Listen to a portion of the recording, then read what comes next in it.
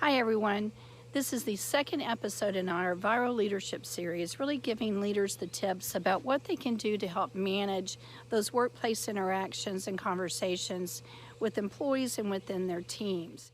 So the first thing that I want to talk about in this episode is really looking at the 4 DiSC styles and how those fears are cropping up in the workplace conversations regarding the coronavirus outbreak. And so for those of you who are not familiar with the DiSC styles, I want to give you an overview of everything DiSC. There are 4 DiSC styles: dominance, influence, steadiness, and conscientious. Each of these DiSC styles have goals and motivators that, when activated, serve to engage them in their work as well as to energize their performance.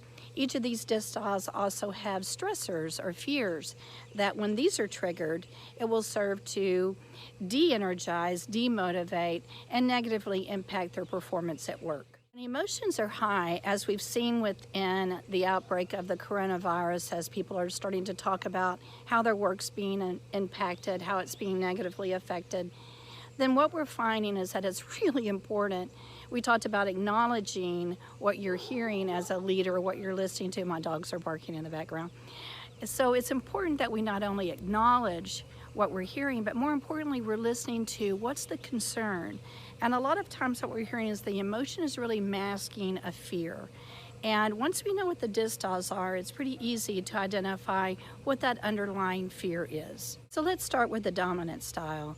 Dominant styles are typically worried about being micromanaged or really being fenced in by some of these current policies or some of these restrictions that are now in place in our workplace regarding the coronavirus outbreak. One of the things that a leader can do with a person who has a dominant style is to really identify what are some of those parameters that are existing now in the workplace, and then asking a question to really give that person with a DiSC style some sense of control over their work performance. For example, asking, given the situation that we're currently all working under with the change or with the restrictions that we're dealing with, what are some of the options that you feel can really help you perform at your best under these circumstances? Now, one thing for the leader to know about the DiSC styles is that the dominant style and the influence styles, they're not going to hesitate to come forward with their complaints, their concerns, their fears.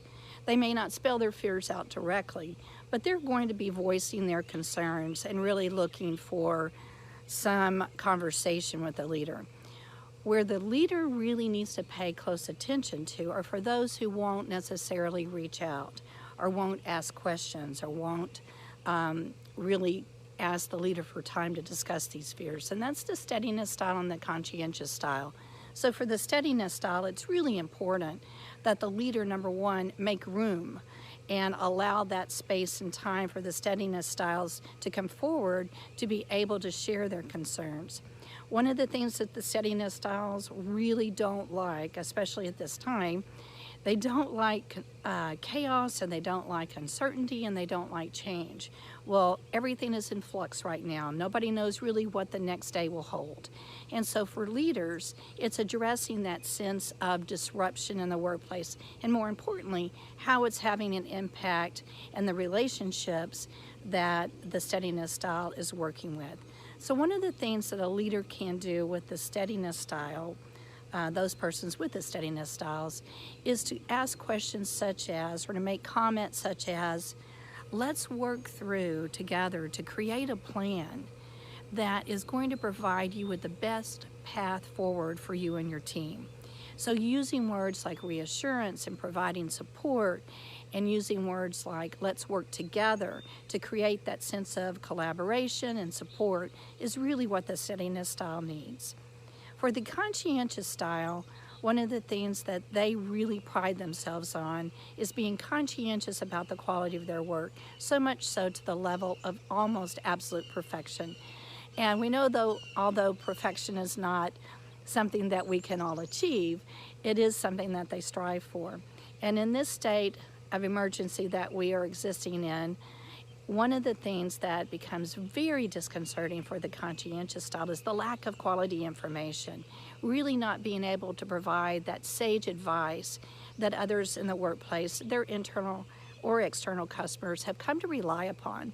So one of the things that a leader can do with a conscientious style is to acknowledge that information that is scant at best, and to ask that conscientious style person, what do you need? What resources do you need access to?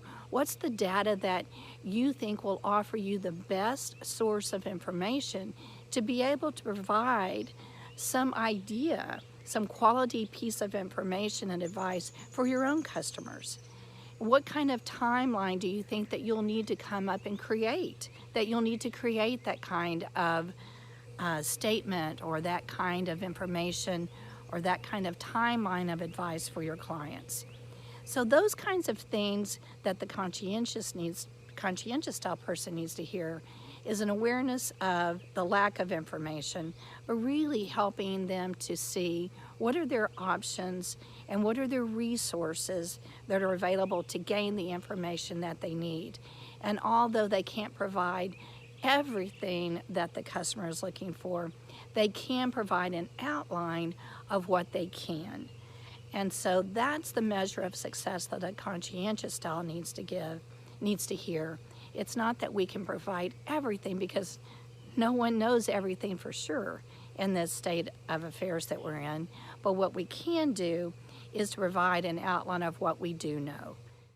So I do hope that this gives you some information and what you can do in your own workplaces to help really manage those relationships and help really to curb the fears and inspire and encourage people to work within this new workplace and these new parameters and these new circumstances that we're all working under.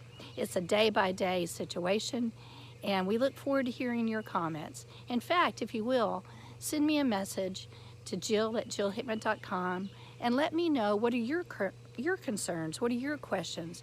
What are some of the questions that your employees are coming to you about? And what are some of the information pieces that you have found to be helpful? So I look forward to hearing from you. Be that source of inspiration that everyone needs to hear. Thanks so much.